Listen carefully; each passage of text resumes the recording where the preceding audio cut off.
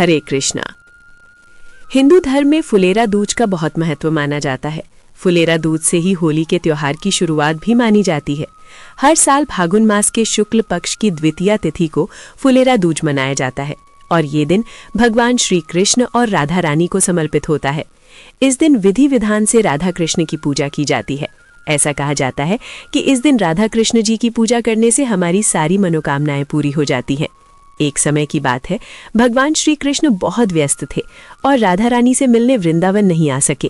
काफी दिन बीत गए और राधा रानी बहुत परेशान हो गई। राधा रानी को इतना दुखी देखकर सभी ग्वाल बाल भी परेशान हो गए और उदास होकर राधा रानी तो मुरझाने लगी। ऐसा होने से वहां के सभी पेड़, फल, फूल सभी मुरझाने लगे। जब ये बात श्री कृष्ण को पता चली तो वे तुरंत ही राधा रानी से मिलने वृंदावन आ गए। भगवान श्री कृष्ण से मिलने की इच्छा में तड़प रही राधा रानी बहुत प्रसन्न हुई और राधा रानी के प्रसन्न होते ही उनके मुस्कुराते ही सूखे हुए पेड़ पौधों में भी जान आ गई। सभी पेड़ पौधे पहले की तरह हरे भरे हो गए। इसी समय श्री कृष्ण ने फूल तोड़कर राधा रानी पर बरसाने शुरू कर दिए। इसके बाद राधा रानी भी श्री कृष्ण पर फूलों की बारिश करने लगी।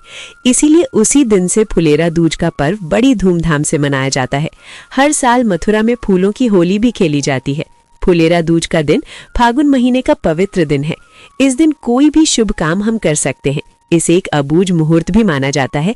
कोई भी आपको खास काम करना हो, नया काम करना हो तो आप इस दिन शुरू कर सकते हैं।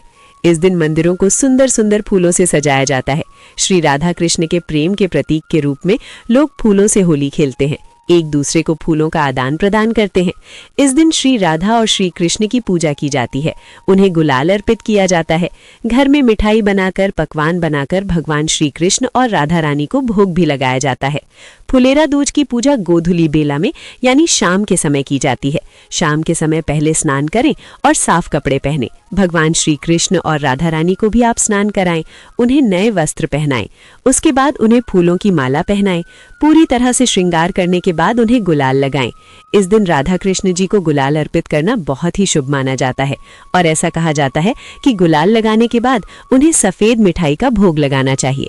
तो दोस्तों, ये थी फुलेरा दूज से जुड़ी कुछ जानकारियां। भगवान राधे कृष्णा आप सभी की मनोकामना पूरी करें।